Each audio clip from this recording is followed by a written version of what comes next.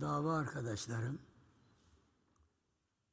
muhterem hanımefendiler, beyefendiler, basınımızın değerli temsilcileri, bir haftalık aranın hitamında meclis grup toplantımızda sizlerle tekraren buluşmanın, kavuşmanın, görüşmenin bahtiyarlığını yaşıyorum.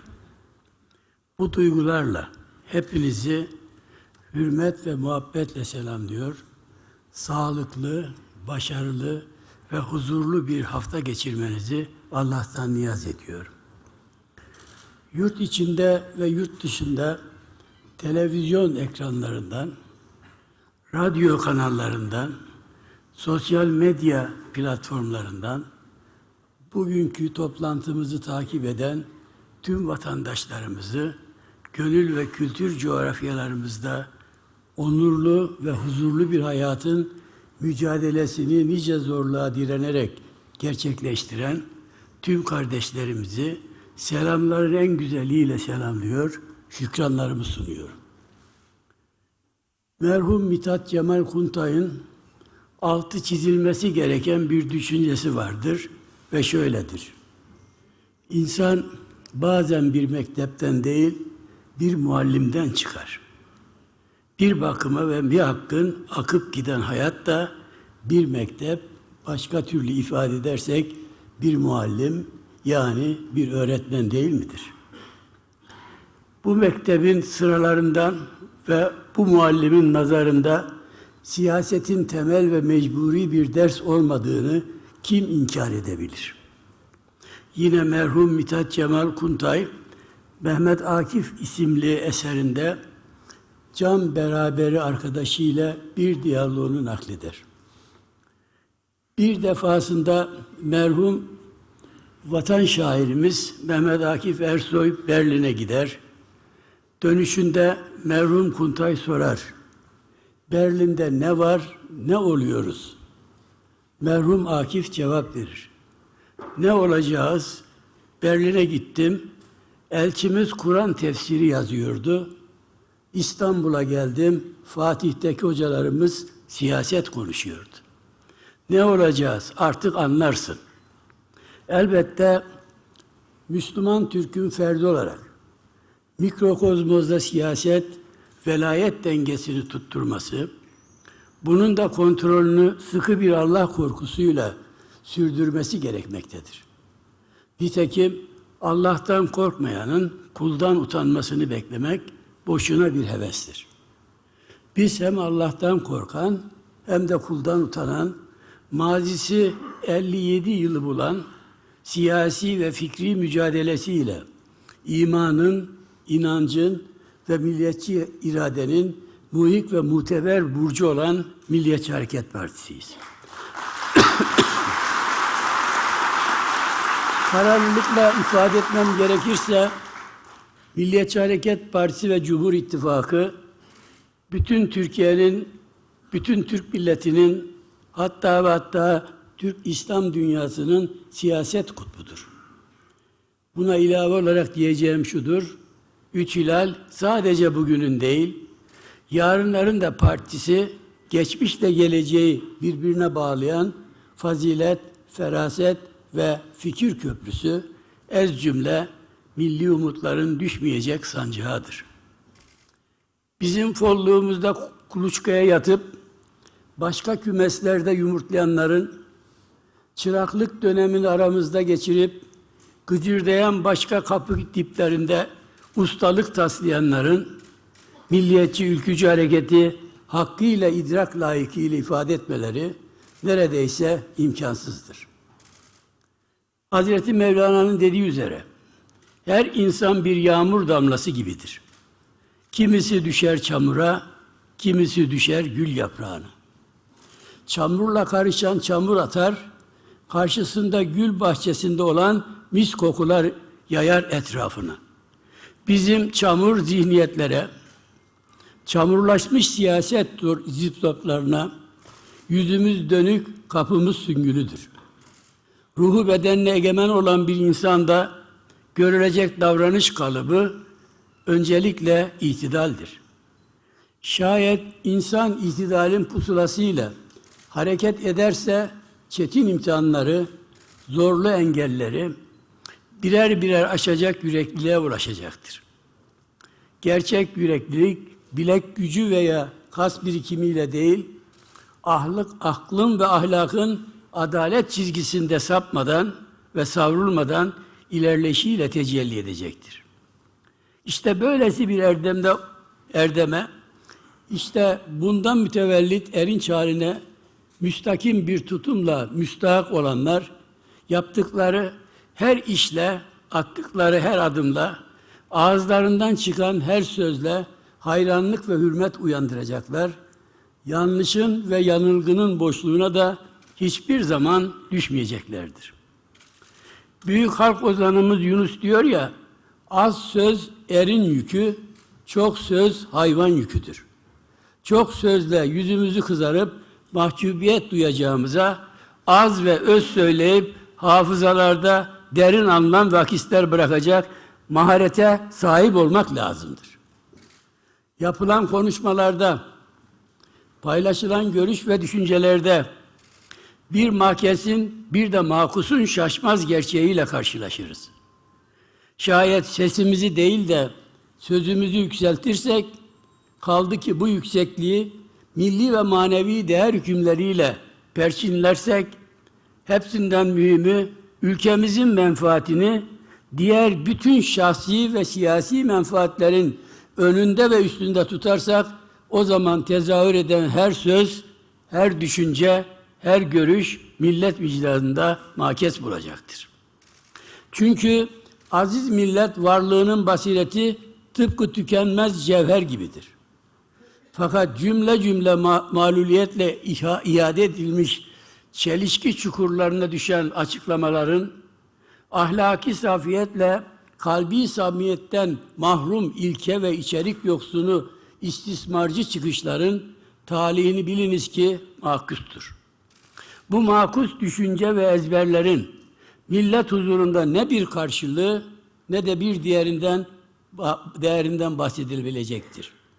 Hamasetin ilkesiz çekiciliği, hakikat ve haysiyetin itibarlı çehresini gölgelerse, emin olunuz ki atılan hiçbir adımın, söylenen hiçbir sözün bağlayıcılığı ve kalıcılığı olmayacaktır. Türkiye'mizin geçtiği tarihi eşik, hepimize özellikle siyaset müessesesine ve siyaset yapan zevata ihmal edilemez sorumluluklar yüklemektedir. Makeste buluşmak varken makusun tezgahında bocalamak, akıl ve mantık ihlalinden başka bir şey değildir. Eğer taşımasını bildikten sonra insanda iki tür şuur hali vardır. Birisi adalet şuuru, diğeri de tarih şuurudur. Kemale ermiş adalet şuuru bizi imanımızla bütünleştirip Allah'ın yolundan ayırmayacaktır. Tarih şuuru ise vatan ve millet sevgisinin ana yatağıdır. Deniz fenerini andıran, aydınlık bir meşaleyi çağrıştıran bu yatakta oluşacak ve ortaya çıkacak fikri atılımın tanım ve tarifi de elbette ve kesinlikle milliyetçiliğin ta kendisidir.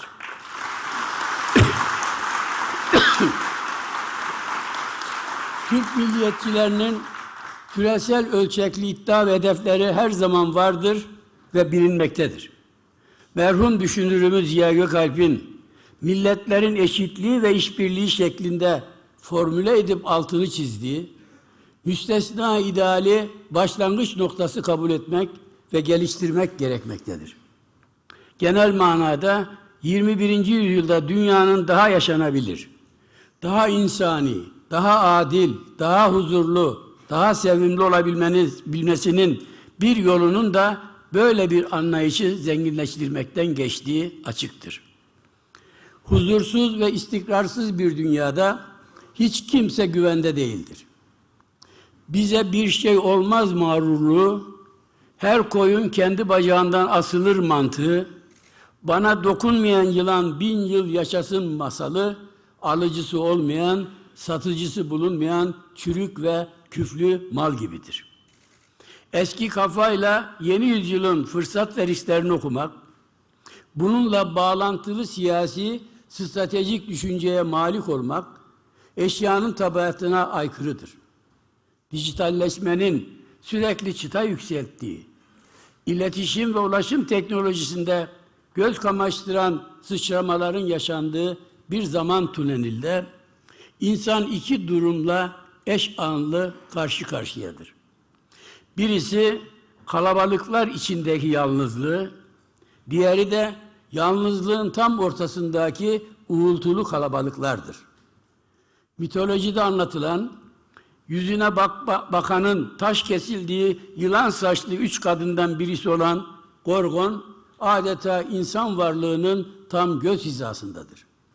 Mesele, insanın baştan ayağa taş kesilmesi değil, asıl muharrik sorun, kalbin katılaşması, vicdanın taşlaşması, merhamet duygusunun kapanmasıdır. Geçmişin şimdiki zamanı bellektir, hafızadır. Zamanın fırtınalı atmosferinde belleğin limanına ihtiyaç duymak, son derece normal ve anlaşılır bir insani haldir. Ancak bu limanda sıkışıp kalmak, geleceğin dünya tablosunda bir nevi kenarda beklemek, yedek kulübesinde atıl ve aciz şekilde oturmak demektir. Türk milleti asla beklemeyecek, bilahare beklenen, özlenen, yolu gözlenen müşfik ve müteyakkiz bir kudret olduğunu devamlı surette ispat ve ishar edecektir. Bu kapsamda Türk siyasetçisinin milli ve manevi değerler kümesinden ayrılmayan Türk aydınının müessir bir dünya kavrayışı olmalı, çağın rotasını tayin etme iddiasıyla mündeviç fikir ve politikalar geliştirmelidir. Tasavvur, tahayyül ve tekliflerimizin ana çerçevesinde de nasıl bir dünya, nasıl bir Türkiye sorularına verilecek kalıcı ve kader belirleyici cevaplar oluşturmalıdır. Kuru bir taklitçilik yerine özgün, özgüvenli ve öz değerlere bağlı fikir ve politika atılımlarıyla bezenecek müstesna projelerin arayışında olmak, bunları ekonomik, sosyal ve siyasal olayların aşkıyla eklemlemek, akışıyla eklemlemek, medeniyet müktesebatımızın bize yüklediği başlıca sorumluluktur. İnsanlığı zorlu bir gelecek beklemektedir. Bu nedenle gerek milli kaderimiz, gerekse de küresel kaderimiz, üzerinde söz ve iddia sahibi olmaktan başka, diğer tüm seçeneklere kapalı olmak durumundayız. Terörsüz Türkiye, terörsüz bölge hedefleri, Türk milletinin kaderine aracısız ve fazlasız sahip çıkma hamlesidir. Kim veya kimler bu hedeflere dudak büküyorsa, kuraktır, kukladır, korkaktır, karanlıktadır. Kim veya kimler söz ve eylemleriyle bu hedefleri baltalama amacındaysa, maksatlıdır, marazlıdır, mahsurludur, maşadır. Kim ve kimler makesin yerine makusu tercih ediyor, gülün yerine çamura başvuruyor, bu surette terörsüz Türkiye, terörsüz bölge hedeflerini sekteye uğratmak için tetikte bekliyorsa, ülke ve millet aleyhine tertip içinde olan güdümlü işbirlikçilerdir. Sözün doğru olması kadar, millete mensubiyet ve sadakat hissiyatının da ağır basması, ağırlığınca da mücevher gibi parlaması, usulen de, esasen de gerek ve yeter şarttır. Değerli arkadaşlarım, demokrasimizi, özgürlükleri ve insan hakları politikalarını el birliği ve iş birliği ile geliştirmenin makul ve mümkün yollarını bulup hayata geçirmek hem zorunlu hem de önemlidir. Milliyetçiliğin fikir prizmasından baktığımızda demokrasinin, özgürlüklerin ve insan haklarının istismarına fırsat verilmeden sinsi ve hain emelleri maskelemesine dikkat ve uyanıklık göstererek güçlendirmek kuşkusuz vazifemizdir. Aynı şekilde ülke ve millet bütünlüğüyle demokrasiyi birbiriyle çelişen değil, birlikte gelişen bakış açısıyla ele almalıyız. Yine demokratik hukuk devletinin bütün Türk vatandaşlarının bir arada daha mutlu, daha huzurlu yaşamasının asgari şartlarından biri olduğu konusunda tereddüt uyandırmayacak bir samimiyetin ve saydamlığın sergilenmesine ihtiyaç olduğunu unutmamalıyız. Siyaset kurumunun inisiyatif ve itibar kaybının temel sebeplerinden biri olan seviyesiz ve tutarsız günübirlik söylem ve davranışlardan mutlak surette uzak durulmalıdır. Siyasetçinin siyaset alanını daraltma değil, siyaseti zenginleştirme ve itibar kazandırma gibi esaslı bir işlevinin bulunduğu göz ardı edilmemelidir. Siyaset alanına ve siyaset etme tarzına dair böyle bir duruş ve kararlılık hepimizin müşterek sorumluluklarının en başında gelmektedir. Bilinmelidir ki Cumhuriyet ile demokrasi birbirinin temiz, seviyeli, ahlaklı ve ilkeli siyasetle her ikisinin sigortasıdır. Türk milletinin hangi kökenden, hangi meslekten, hangi mezhepten olursa olsun bütün mensuplarının bir arada kardeşçe yaşamasını temin ve teşvik etmek demokratik rejimin asli görevidir. Bu sürecin önünde engel ve sıkıntı oluşturan kurumsal ve yasal düzenlemeleri iyileştirmek de Türkiye Büyük Millet Meclisi'nin temel varlık sebeplerinden birisidir. Birliktelik ve dayanışma kültürünün önemini kabul etmeyenlerin ya da ediyor gibi görünüp sürekli çark edenlerin farklılık ve çatışma noktalarının kurumsallaşmasına sürekli vurgu yapması demokrasiye değil anarşiye çanak tutmaktır. Gerçek duygusal kopuş da aynısıyla böyle doğacaktır. Çünkü özünü milletimizin ortak değerleri ve özlemlerin belirlediği kamu ruhu ve alanını taşa tutmanın ve tartışmaya açmanın ne demokrasiye ne de ülkemize bir faydası dokunacaktır. Dünyanın her demokratik rejiminde geçerli olması beklenen bu gerçeğe saygı duyulmalı ve riayet edilmelidir. Bilinmesini özellikle arz ederim ki demokratikleşme projeleri böyle bir duyarlılıkla ele alındığı ve asgari müşterekler zemini üzerine bina edildiği sürece anlamlı ve kalıcı olacaktır. Bu sağlam temeller üzerine daha güçlü, ileri demokratik hukuki yapıları ihya etmekte bizlere düşmektedir. Yapay çatışma alanları oluşturmak, devamlı oyun bozanlık yapmak, olmayan, tıkanmadan, görülmeyen güven krizinden bahsetmek, yüreklice ifade ediyorum ki sorumsuzluk örneği, makusa hizmet örgütlenmesidir. Terörsüz Türkiye ile terörsüz bölge hedefleri bir yanda demokrasi namusunu savunmak, diğer yanda insan hakları ve özgürlüklerinin açılan bayrağı altında toplanmaktır. Edepsizin edepliği bastırması, haksızın da haklıyız astırması son bulmalıdır. Lübnan asıllı ressam, şair ve filozof olan Halil Cibran diyor ki, başka bir insanın hakikati, onun sana açıkladığı şey değil, açıklayamadığı şeydedir. Bu yüzden onu anlamak istersen, söylediğine değil, söylemediğine kulak ver. İnsan sustuğu şeyler kadardır ve insanı anlatamadığı yerden anlaşılabiliyorsa yakındır. Biz söylenenler kadar söylenmeyen şeylere de kulak veriyoruz. Fakat biz anlayış gösterirken anlaşılmayı da bekliyoruz.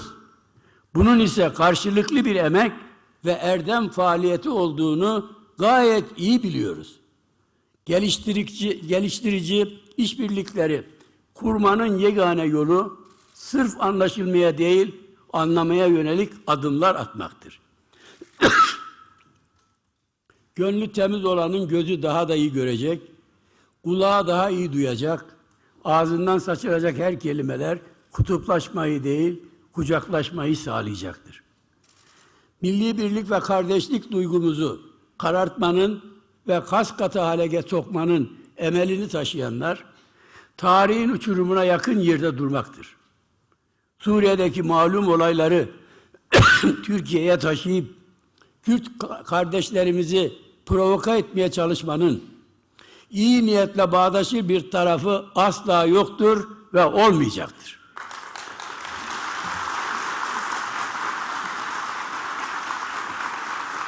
Kürt kardeşlerimizle terör örgütü YPG'yi yan yana getirmek, üst üste örtüştürmek fahiş bir gafilliktir. Suriye Cumhuriyeti'nde yeni bir denklem, yeni bir paradigma, yeni bir yapı oluşmuştur.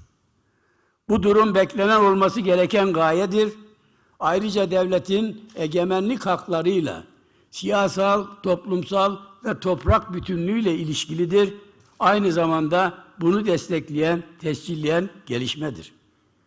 30 Ocak 2026 tarihinde Şam yönetimi ile SDG ve YPG arasında 10 Mart mutabakatı ile 18 Ocak mutabakatı temelinde kapsamlı bir ateşkes ile askeri ve idari yapıların Suriye Cumhuriyeti'ne aşamalı entegrasyon hususunda anlaşmaya varmışlardır. Bu gelişme Suriye'nin egemenliğinin güçlendirilmesi ve uzun vadeli istikrarın sağlanması açısından belirleyici ve memnuniyet verici bir kavşak noktasıdır. Devlet otoritesi sağlanmıştır. SDK, YPG'li teröristler bulundukları mevcut hatlardan çekilecek, hükümete bağlı birlikler Haseke ve Kamışlı merkezlerine konuşlanacaklardır. SDK'ye, YPG'ye bağlı 3 tugaydan oluşan bir tümen kurulacak. Aynı El Arap'taki silahlı unsurlar ise Halep'e bağlı birer tugay olarak yapılandırılacaktır. Askeri ve güvenlik entegrasyonunun tugaylar içinde bireysel bazda gerçekleştirileceği anlaşılmaktadır. Yapılan anlaşmanın uygulama süreci dün başlamıştır. Suriye'de devlet içinde devletin olmayacağı, paralel bir ordunun hayalden ibaret kalacağı netleşmiştir. Artık komşu ülkemiz Suriye'nin haritası tek bir renge bürünmüş, Siyonist emperyalizme kiralık tetikçilik yapanlar işgal ettikleri alanlardan çıkarılmıştır. 27 Şubat 2025 tarihinde PKK'nın kurucu önderliği tarafından yapılan Barış ve Demokratik Toplum Çağrısı 337 gün sonra Suriye'de de müsbet karşılığı bulmuş ve çok önemli bir etap böylelikle geçilmiştir. Bunun saçma sapan telkin ve tazyikine kapılmadan, su katılmamış bühtanlara aldırış etmeden, elimizi vicdanımıza koyup düşünelim ve sorgulayalım. PKK'nın kurucu önderliği 27 Şubat 2025 tarihinden itibaren verdiği tüm sözlerin ardında durdu mu? Durdu. Bölücü terör örgütünün lağvedilmesini ve silahların yakılmasını sağladı mı? Sağladı. 27 Şubat çağrısı PKK ile birlikte örgütün tüm bileşenleri için bağlayıcı oldu mu? Oldu. Madem maksat hasıl oldu, o halde bize düşen de PKK'nın kurucu önderliğine, DEM Parti'den tüm örgüt uzantılarına kadar saygı gösterilmesini istemek ve beklemektir. Araplar, Kürtler, Türkmenler, diğer halkların birlik ve dirlik, kardeşlik içinde yaşaması için tarihi bir fırsat kapısı aralanmış ve herkes somut gelişmeleri benimsemiştir. Türkiye'de olduğu gibi Suriye'de de provokasyonların yaşanması mümkündür ve beklenmelidir. Buna karşı azami derecede ve düzeyde sabırlı, tedbirli, temkinli olmak herkesin ortak çıkarınadır. Nusaybin'de bayrağımızı indiren alçaklar, Diyarbakır ve Tarsus'ta sahaya çıkan provokatörler, aynı Arap üzerinden milli birliğimizi yaralamaya kalkışan siyasi odaklar ne yaparlarsa yapsınlar, Pir Sultan Abdal'ın sözleriyle alayına sesleniyorum. Koyun beni hak aşkına yanayım, Dönen dönsün, ben dönmezem yolumdan. Yolumdan dönüp mahrum mu kalayım? Dönen dönsün, ben dönmezem yolumdan.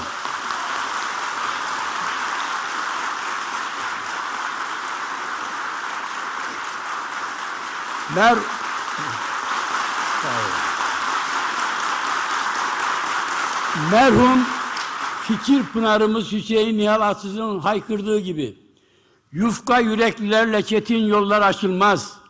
Çünkü bu yol kutludur. Gider Tanrı Dağı'na. Halbuki yoldaşını bırakıp dönenlerin değişir topu bir sokak kaltağına.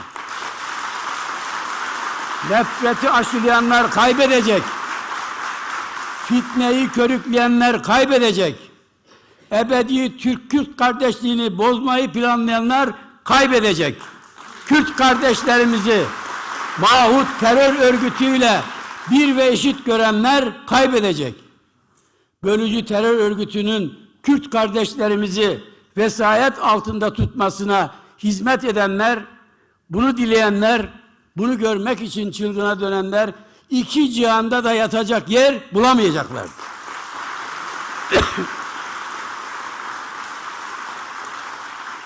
Türk bizim, Kürt bizim.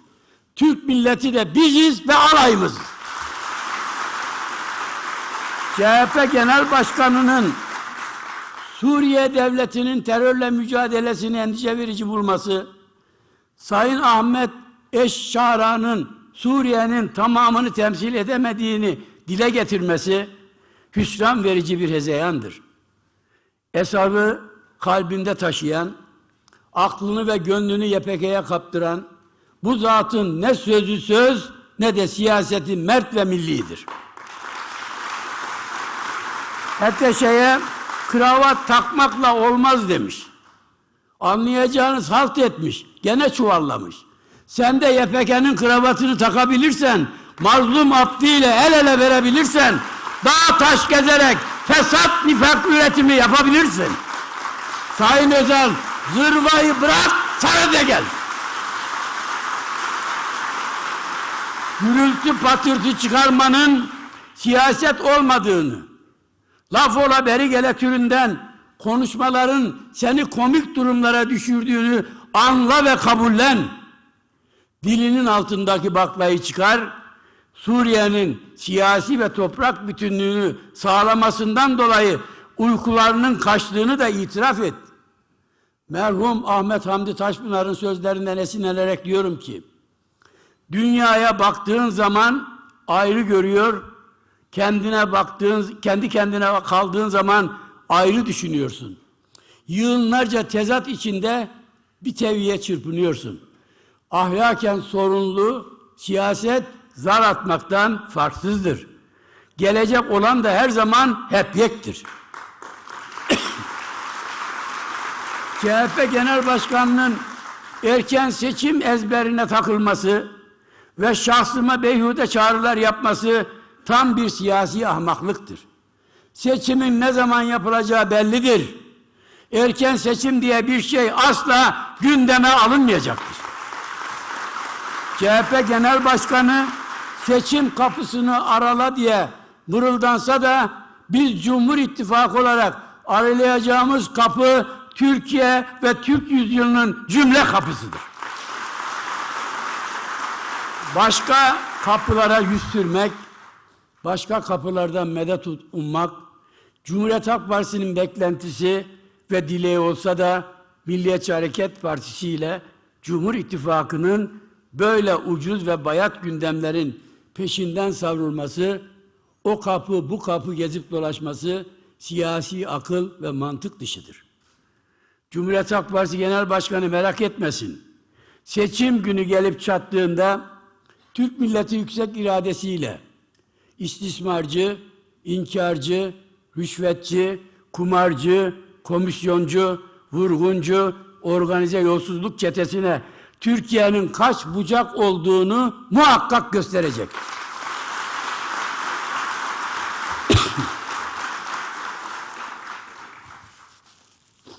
Muhterem arkadaşlarım, her geçen gün daha da karmaşıklaşan sürdürülebilir kriz ve kargaşanın gittikçe kökleşip derinleştiği, bulanık ve bunalımlı bir dünya tablosu, insanlığın müşterek geleceğini, münhasır huzur ve istikrar özlemini ciddi şekilde tahdit ve tehdit etmektedir. İkinci Dünya Savaşı'nı müteakiben yerleşen ve yürürlüğe giren kurallara dayalı uluslararası müesses düzen, geldiğimiz bu aşamada yıkık dökük bir harabeden, yoğun bakımda can çekişen, umutsuz bir hastadan muhteva itibariyle farklı değildir. Yeni bir dünya düzeni kurma arayış arzusu, eskisinin ağır enkazı kaldırılmadan, en azından hazmedilebilir ve yönetilebilir bir seviyeye taşınmadan oldukça mahiyetli ve meşakkatlidir. Çok kutuplu küresel kuvvet dengesinin yeni baştan tesis ve tezahürü geciktikçe gücün tek merkezde temerküzü amacıyla askeri ve ekonomik baskıların, buna bağlı dayatmaların cesameti arttıkça dünya yaşanabilir olmaktan çıkacak, ateş her yeri saracaktır. Bilindiği üzere 19-23 Ocak 2026 tarihleri arasında Davos'ta düzenlenen 56. Dünya Ekonomik Forumu aynı zamanda AB ile ABD arasında kızışan çok boyutlu cepheleşmenin artık merkezine dönüşmüştür. Kaynayan ve kanayan küresel sistem düşe kalka iflas bayrağını çekmiştir. ABD'nin silaha ve zora dayalı müdahaleleri, sömürüye ve yayılmaya dayalı mütecaviz talepleri, bağımsız devletlerin egemenlik eşitliklerini tartışmaya açacak noktaya kadar gelmiştir. Venezuela'dan sonra İsrail'in tahrik ve tacizleriyle Amerika Birleşik Devletleri'nin İran'a karşı gündeme aldığı askeri operasyon ihtimali sadece komşu ülke İran ve bölgemiz için değil, dünyanın tamamını yakıcı şekilde etkileyecek asal bir tehlikedir. İran askeri hareketi yoluyla sözde ılımlı, gerçekte zincirlenmiş ve devşirilmiş köstebek liderleri iş başına getirme senaryosu çok vahim sonuçları peş peşe tetikleyecektir. Venezuela'dan sonra sırayı İran'ın alması felaketlere açık davetiye çıkarmaktan başka bir anlama gelmeyecektir. Siyonizmin dürtmesiyle Amerika Birleşik Devletleri'nin İran'ı vurması hiçbir şekilde kabul edilemez bir emperyalist vandallık olacaktır. Böylesine bir hak ve yetki hiçbir ülkenin uhdesinde değildir. Rodriguez model olarak tedavüle sokulan, sipariş edilmiş, boyunduruk altına alınmış kukla yönetici sisteminin gayri meşruluğu, gayri hukukili ve gayri ahlakili tartışılmaz bir gerçek olarak karşımızdadır. İran'ın ve diğer egemen eşitle haiz bağımsız devletlerin geleceğini müessir şekilde tayin ve temin edecek tek güç kendi halklarının irade haysiyetidir. Bu itibarla ABD ile İran arasında diyalog ve toplumsal ve diplomasi öne çıkmalıdır. Sayın Cumhurbaşkanımızın tarafları uzlaştırma ve yatıştırma çabası saygındır ve takdire layıktır. İran'ın huzur ve güvenliği, aynı şekilde Suriye'nin huzur ve güvenliği bölgesel istikrarın kilit taşıdır. Bu taşı yerinden oynatmak, İran askeri operasyon yapmak, zincirleme altından kalkılması kolay olmayan sorunları dalga dalga gün yüzüne çıkaracaktır. Rusya ve Ukrayna'dan sonra İran'ı içine alacak, savaş ve sıcak çatışma havasının küresel boyut kazanması halinde kabus senaryoları kuvveden fiile geçecektir. Katar'ın arabuluculuğu, Türkiye'nin yoğun gayretleri, ABD ile İran arasındaki anlaşmazlığa sebep olan konu başlıklarının mutlaka çözümüne katkı sağlamalıdır. Bölgemiz yeni bir savaşı kaldıramaz. Tarafları aklı selime çekecek olan orta bir yolun bulunması, barışçıl ortama musallat olan sisi dağıtacaktır. Tam bunlar oluyorken birdenbire asrın sapıklığı ve ahlaksızlığı olarak değerlendirilmesi gereken ve 3 milyon sayfanın üzerinde olan ESPN belgeleri dünya kamuoyuna oturmuştur. Skandallar, itiraflar, dehşet verici çarpıklıklar ne hikmetse Amerika Birleşik Devletleri'nin Suriye'de SDK ve YPG'ye sırt dönüp Ahmet Eşşara'yı desteklediği, ayrıca İran'a yönelik saldırı planlarının ortaya çıktığı bir zamana tesadüf etmiştir. İşkence gören çocuklardan taciz ve tecavüze uğrayan reşit olmayan kız çocuklarına varıncaya kadar kan donduran iğrençliklerin yaşanması pek çok siyasetçi, devlet adamı ve meşhur ismin karıştığı ve katıldığı skandallar furyası insanım diyen herkesin midesini bulandırmaktadır. Cinsel istismar suçlusu milyarderler Jeffrey Epstein'e ilişkin olarak yayınlanan belgelerin zamanlama itibariyle manidar bir dönemde deşifre edilmesi hem tuhaf hem de akılları karıştıran soru işaretleriyle doludur. İnsanlık ayıplarının, insani felaketlerin, kirli ilişkilerin merkezinde yer aldığı bu tehdit mekanizmasının organize halde siyasi ve stratejik hedefleri gözettiği kanaatimce çok mümkündür. İnsani değer ve mirasın ayaklar altında çiğnenmesi, çocukların bu faciada kullanılmalı, nice çatıları uçuracak, nice şöhretli insanı rezil edecek kırattadır. Biz temiz siyaseti ve temiz toplumu yalnızca Türkiye için değil, tüm dünya adına istiyoruz. Şerefli, güvenli, namuslu, evrensel insani değerlere muvafık halde yaşamanın bir başka yolunun olmayacağını düşünüyoruz. Ahlaki yarılmanın, ahlaktaki dağılmanın, Lut kavmine benzer toplumsal yapılardaki kokuşmanın, hazza, hıza, hırsa ve dipsiz şehvet ve şöhrete dalmanın sonu ve sonucu yeryüzü cehenneminin yanan ateşine odun taşımakla eş anlamlıdır. Değerlerin müdafaa edilmesi şarttır. Peki bu değerleri analitik gözlem becerisiyle nasıl tefsir edebiliriz? İnsanın davranışlarını yargılıyorken ve hayattaki amacını seçerken başvurulan toplumsal olarak paylaşılan amaç ve davranışları belirlerken neyin doğru, neyin yanlış olduğunu gösteren standartlardır. Beşeriyet doğru ile yanlışı birbirine karıştırarak vicdan kaybına uğramıştır. İyi ile kötüyü birbirinden ayıramayarak erdemden uzaklaşmıştır. Konuşmamın başında vurgulamıştım. Allah'tan korkmayanın kuldan utanmasını beklemek nafile bir gayrettir. İnsan varlığının kirli ilişki ve irtibatlardan beslenmesi gelecek hayallerini kundaklamaktadır. Tehdit çok büyüktür, tehlike çanları hiç bu kadar yoğun işitilmemiştir. Burada bir temenni ifade etmek istiyorum.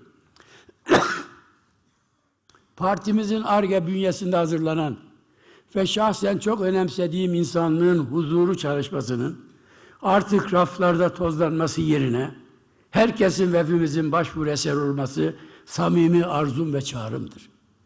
Huzursuz insan, huzursuz dünya bir kısır döngüdür.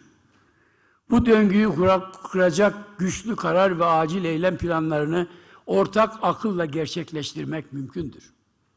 Biz dünyanın en gözde ve zorlu coğrafyasında yaşayan, bundan böyle de yaşamak zorunda olan büyük bir milletiz. Ne tarihimizi ne de coğrafyamızı değiştirme imkanına sahip değiliz. Ama hep birlikte daha güzel bir gelecek inşa edebiliriz. Milliyetçi Hareket Partisi ve Cumhur İttifakı bu muazzez hedef için vardır. Bunun için de var olmaya devam edecektir. Türkiye yeni yüzyılın ikinci çeyreğinde yeni bir heyecan ve atılım ruhuyla hareket etmek mecburiyetiyle karşı karşıyadır. Türkiye'nin Avrasya'nın ve Afrika'nın bir barış ve istikrar bölgesine dönüşmesi, dünyanın insani bir boyut kazanması için büyük bir dinamizme kavuşmak ve böyle bir iddianın sahibi olmak durumundadır. Bunun temel şartı kalkınma ve demokratikleşme sürecini tamamlamak, büyük devlet geleneğini ve tecrübe birikimlerini yeni yüzyılın şartlarından yeniden yorumlamaktır. Biliyor ve inanıyoruz ki tarih şuuruyla dolup taşan, kültür ve medeniyetiyle barışık bir siyaset etme tarzı sadece demokrasi ve cumhuriyeti güçlendirmekle kalmayacaktır. Aynı zamanda bu coğrafyayı yeniden istikrara ve refaha taşıyacak, dinamikleri de harekete geçirecektir. Türk milleti ve devleti bunu başaracak potansiyele sahiptir. Bunları kavrayıp hayata geçirdiğimiz ölçüde hedeflediğimiz güzel ve parlak gelecek, yakın ve ulaşılabilir bir gelecek olacaktır. Neredeyse bütün mesailerini partimizi karalamak için harcayanlardan bizi anlaması da, başarılı olması da mümkün değildir. Meclis içinde ya da dışında yer alanlar ne yaparlarsa yapsınlar. Milliyetçi Hareket Partisi doğru bildiği yoldan ayrılmayacaktır. Onlar Milliyetçi Hareket Partisi ile, Milliyetçi Hareket Partisi de Türkiye ve dünya sorunlarıyla uğraşmaya devam edecektir. Biz siyaseti siyaset olsun diye değil, milletimize ve ülkemize hizmet için yapıyoruz. Çünkü başkaları gibi ülkeler ilkeleri, nezaketi, hoşgörüyü unutma lüksüne sahip değiliz. Hiçbir Türk milliyetçisi, hiçbir dava ve gönül insanı günübirlik yaşayamaz, savurgan ve sorumsuz davranamaz. Elleri öpülesi Şeyh Edebali'nin Osman Gazi'ye dediği gibi, gerçek inanç ve dava insanları sabah doğup akşam ölenlerden olamaz. Milliyetçi Hareket Partisi ve Cumhur İttifakı nereden kaynaklanırsa kaynaklansın, küçük siyasi hesapların kendi ayaklarına paranga vurulmasına izin vermeyecektir. Hiçbir Türkiye sevdalısı buna göz yummayacaktır. Bilakis her gün biraz daha kenetlenip, büyüyerek süper güç Türkiye yolundaki yürüyüşümüz devam edecektir. Bu aziz vatan hepimizindir. Temel varoluş sebebimizdir. Bunun için her şeyimizdir, her şeyden de azizdir. Milliyetçi Hareket Partisi böyle bir anlayışın samimi temsilcisi, yürekli savunucusudur. Can pahasına olsa bile ülkesinden, ülkelerinden taviz vermeyecektir. Değerli dava arkadaşlarım, bu duygu ve düşüncelerle sözlerimi noktalarken hepinizi saygı ve sevgiyle selamlıyor, en iyi dileklerimi sunuyorum. Ama aziz dava arkadaşlarım, Anadolu huzura, Öcalan umuda, Ahmetler makama ve Demirtaş yuvasına dönünceye kadar kararımız nettir. Hepinizi sevgi ve saygıyla selamlıyorum.